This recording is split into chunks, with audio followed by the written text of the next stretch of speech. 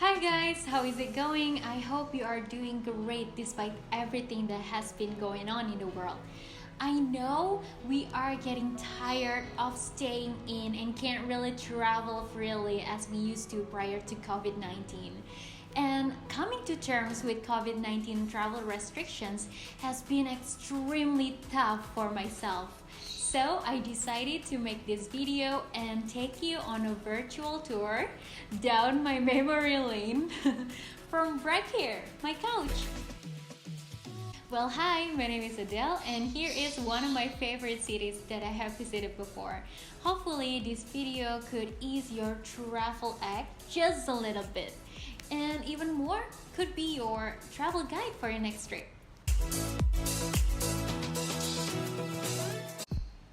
Kyoto has the highest concentrations of cultural treasures in the entire country of Japan. It has an exceptional historic value. Kyoto has a unique characteristic that blends together modernity and tradition, making it a must-visit destination for travelers around the world. When I was in Kyoto, I went to a lot of temples, shrines, gardens, and historic buildings. It is actually pretty easy to get around Kyoto as a tourist because you can buy one-day passes at the station, and they also provide an English network map for the Kyoto city buses. So it's easier for us to access tourist attractions by bus. Actually, there are more options for getting around Kyoto, but for now, we're just gonna fast forward to my top recommendations in Kyoto based on what I have experienced. First off, Arashiyama and Sagano. Arashiyama is one of the most popular areas in Kyoto. Arashiyama is particularly popular during the cherry blossom and fall color seasons.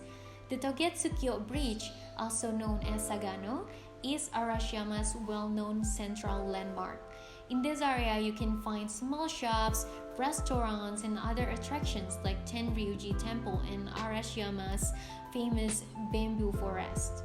To be honest, I feel like I had the most calming experience there in the bamboo forest. It was a great experience, especially if you come in the morning since there will be less visitors than in the afternoon or evening. You could hear the water in the river flowing and the birds are chirping. Overall, a great experience. I highly recommend this. Tenryuji is the most important temple in Kyoto's Arashiyama district. It was ranked first among the city's 5 great Zen temples and is now registered as a World Heritage Site. What I love about this temple, beside obviously the temple itself, is the beautiful Japanese garden. I went there last spring, still beautiful, but in my opinion, it will be even more beautiful in the autumn. After I went to Tenryuji, right before I left the area, I took Sagano sightseeing train, which took me through the Hozugawa River Valley. Well, I'm not gonna lie though, the whole train trip was so romantic. So it's probably best for you to not go alone like I did, because you're gonna see a lot of families, a lot of couples there. My next stop is Kinkakuji. Kinkakuji is one of the most popular buildings in Japan.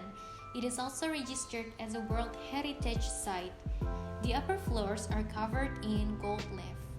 As I walk around the site, I pass by a few temple halls and a tea garden.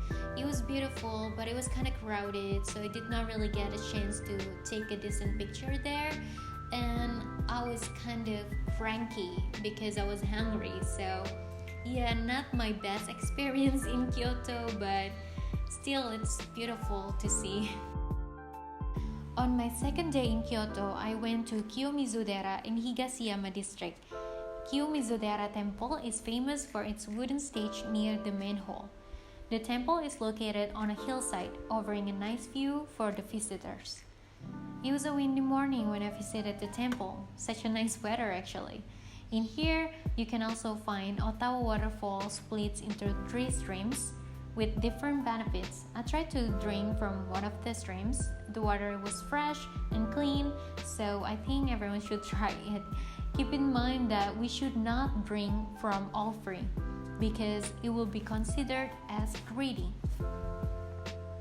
Kiyomizu-dera is located in Higashiyama district, which is one of Japan's best preserved district.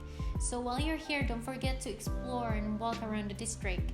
This district has numerous shops, most of them are made by locals. I went there and took a lot of pictures, and many people were setting up their cameras to capture the famous Yasaka Pagoda. So if you want to take a picture in here, you have to be very patient to take turn with other people. Also, oh my god, look how cute the Starbucks in here is. Alright, we're now up for the last one, Fushimi Inari. Fushimi Inari is famous for the thousands of torii gates which cover the mountain trails behind the main shrine building. I went here during the Umi-no-hi, which is a national holiday here in Japan. It was not as crowded as I expected it would be, but I guess it's still better to visit in the morning or in the evening. There I saw kitsune or fox statues everywhere because foxes are said to be the messenger animal of the god Inari. To be honest, it was kind of exhausting because we have to hike all the way to the main shrine building, but in the end it was all worth it. Alright you guys, oh my god, we're finally here. How is it for you guys so far? Because I had a great time reminiscing about my past trips to Kyoto. Oh my god, what a trip! Well, now let's move on to the next section where I will be giving you guys recommendation on when is the best time to go to Kyoto. If I had to pick one season to visit Kyoto, I would visit on autumn. The alternative would be spring, especially between late March to early April, because that's the time when the cherry blossoms usually bloom. Meanwhile, the summer enables you to experience the famous Gion Matsuri despite the hot and humid weather. Alright you guys, we're finally at the end of the video. I hope you guys enjoyed this video as much as I enjoyed making it. Like you guys, I can't wait to pack a suitcase, settle into an airline seat, and picture the exciting adventures that lay ahead. Now that the travel industry has returned gradually, well, of course in a slightly different manner than what we once knew, but you know what, I'm hopeful that we can all be traveling and exploring soon. So until then, please stay safe and stay sane. Bye!